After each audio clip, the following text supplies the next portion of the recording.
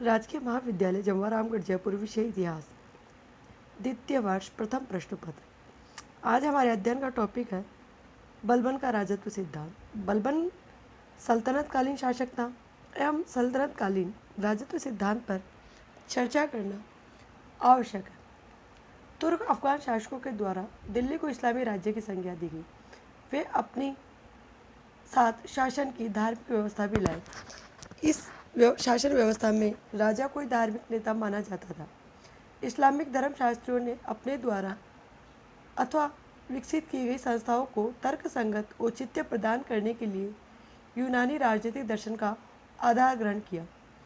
दिल्ली सल्तनत एक इस्लामिक राज्य था जिसके शासक अभिजात वर्ग एवं उच्चतर प्रशासनिक पदों पर क्रमानुसार इस्लाम धर्म के थे।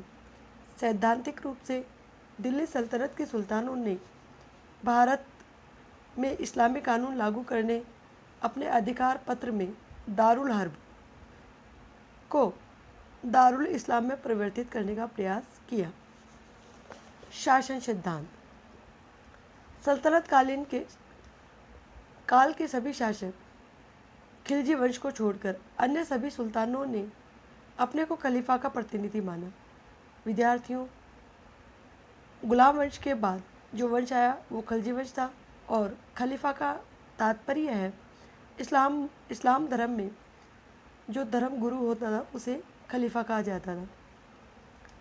सर्वोच्च धर्म गुरु। सल्तनतकालीन सुल्तानों का शासन अत्यंत केंद्रीकृत निरंकुश सिद्धांतों पर आधारित था। निरंकुश का तात्पर्य है जिस पर किसी प्रकार का कोई अंकुश नहीं हो। इस शासन व्यवस्था में सुल्तान ही प्रमुख प्रशासक, सर्वोच्च न्यायाधीश, सर्वोच्च नियामक, सर्वोच्च सेनापति होता था। सल्तनत काल में जिन सुल्तानों ने राजत्व के सिद्धांत को अपनी दृष्टि से व्याख्यायित किया और उसी पर अमल किया उसमें प्रमुख गयासुद्दीन बलबन, अलाउद्दीन खलजी, कुतुबुद्दीन मुबारक खलजी आदि हैं। आज हमारे चर्चा का टॉपिक है बलबन का राजत्व सिद्धांत। बलबन को राजत्व सिद्धांत अपनाने की क्या आवश्यकता पड़ी, अतः हम इसके कारणों पर चर्चा करनी होगी। बलबन को अमीरों की शक्ति का एहसास हुआ। सुल्तान नासरुद्दीन महमूद के नायब या संरक्षक के रूप में कार्य करते समय ही से ही था, अतः उस समय उसने समस्त सैनिक असैनिक शक्तियों से युक्त शासन की आवश्यकता का अनुभव करते हुए इसी अनुरूप राजत्व को आकार दिया। विद्यार्थियों, आपको ज्ञात होगा कि बलबन में नासिरुद्दीन महमूद के शासनकाल में संरक्षक की भूमिका निभाई और नायब मुमालिकात के पद पर यह आसीन था। उसने अमीरों की शक्ति को एहसास हो गया था और अमीरों की शक्ति को कंट्रोल करने के लिए उसने राजत्व सिद्धांत अपनाया। बलबन का मानना था कि आंतरिक और बाह्य संकट का सामना करने के लिए एकमात्र उपाय सम्राट की प्रतिष्ठा एवं शक्ति को बढ़ाना, जिसके लिए वह निरंतर प्रयत्नशील रहा। बलबन ने राजा के पद को विशेष स्थान प्राप्त किया ताकि अपनी शक्ति और सत्ता के लिए अभिजात वर्ग पर निर्भर नहीं रहना पड़े। इन कारणों से प्रेरित होकर बलबन ने सल्तनत काल में एक विशेष प्रकार का राजत्व सिद्धांत स्थापित किया।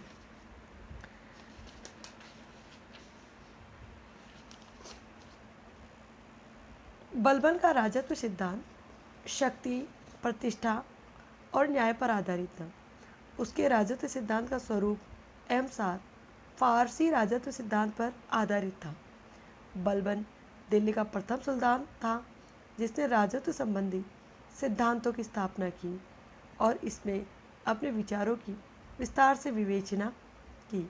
बलबन के राजत्व का विस्तार से वर्णन बर्नी द्वारा बनाई गई वसाया अथवा वसीयतों में मिलता है। उसके राजत्व सिद्धांत की प्रमुख विशेषताएं निम्नलिखित थी। बलबन के राजत्व सिद्धांत के अनुसार राजा को किसी बड़े राजवंश से संबंधित होना चाहिए। फिरदौसी द्वारा रचित शाहनामा में बलबन ने स्वयं को अफरासियाब वंश से संबंधित बताया। उसने अपने राजत्व में उच्च कुल एवं निम्न कुल के व्यक्तियों में अंतर स्थापित करने को महत्व दिया और बलबन ने निम्न कुल के लोगों से मिलना जुलना पसंद नहीं किया। बलबन ने राजत्व को देवीय संस्था मानता था।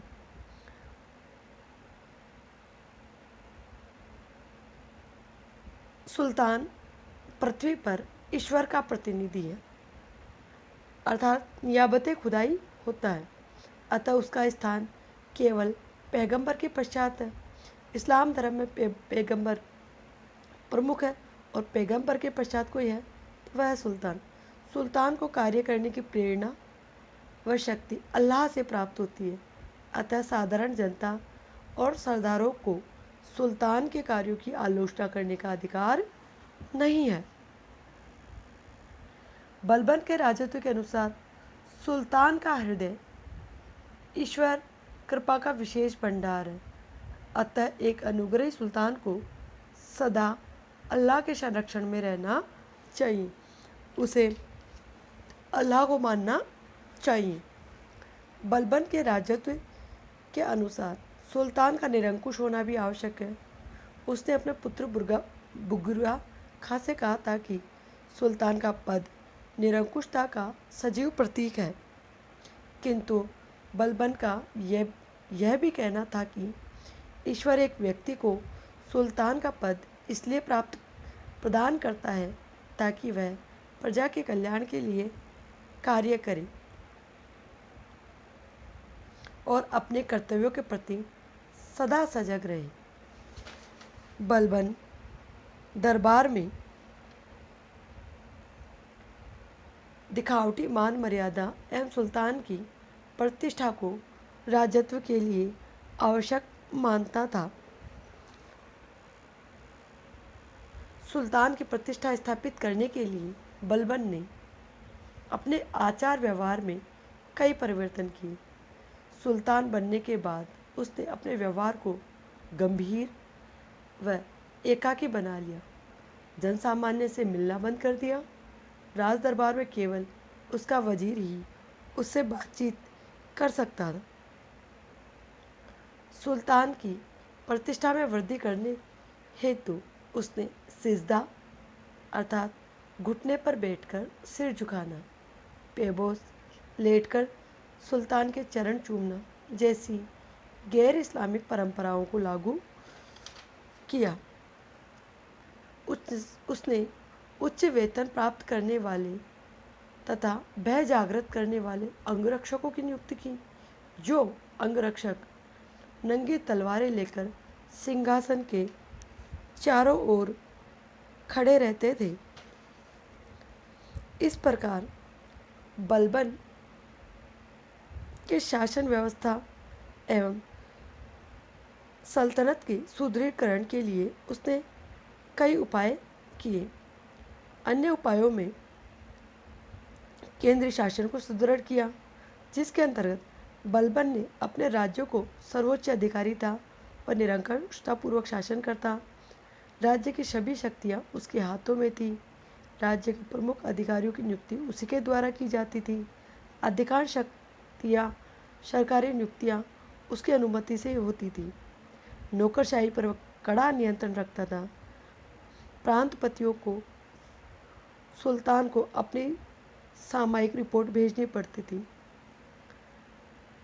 इल्तुतमिश के समय स्थापित की गई तुर्कान चहलगानी अथवा 40 गुलामों के दल का उसने दमन किया। तुर्कान चहलगानी सुल्तान की निरंकुशता में सबसे बड़ी बाधक थी, अतः उसने 40 गुलामों के दल को नष्ट करने का निश्चय किया और बलबन ने कपटपूर्वक तथा बर्बर तरीकों से 40 अमीरों के दल को नष्ट किया। उसने गुप्तचर व्यवस्था स्थापित की। उसने राजधानी प्रांतों, जिलों, कार्यालयों आदि में गुप्तचर नियुक्त किए। ये गुप्तचर राज्य में घटने वाली घटनाओं, सरदारों, अमीरों अधिकारियों के बारे में जानकारी सुल्तान को देते थे। कोई भी गुप्तचर अपने कर्तव्य का उचित प्रकार से पालन नहीं करता तो उसे कठोर दंड मिलता था। जब बदायूं के सूबेदार मलिक बक बक के संबंध में सुल्तान को उचित समाचार नहीं दिया तो उसकी हत्या कर दी गई तथा उसकी लाश को नगर के फाटक पे लटका दिया, ताकि दूसरे गुप्तचरों को यह ज्ञात हो जाए कि सही सूचना नहीं देने का क्या हर्ष होता है। न्याय व्यवस्था। बलबन एक न्यायप्रिय शासक था, निष्पक्षतापूर्वक न्याय करता था। सैन्य संगठन। बलबन की मान्यता थी कि सेना शासन का मूल आधार है, अतः उसने एक शक्तिशाली अथवा अनुशासित सेना का गठन किया। उसने अपनी सेना की संख्या में वृद्धि करी तथा बड़ी संख्या में योग्य एवं स्वामी भक्त अधिकारी नियुक्त किए।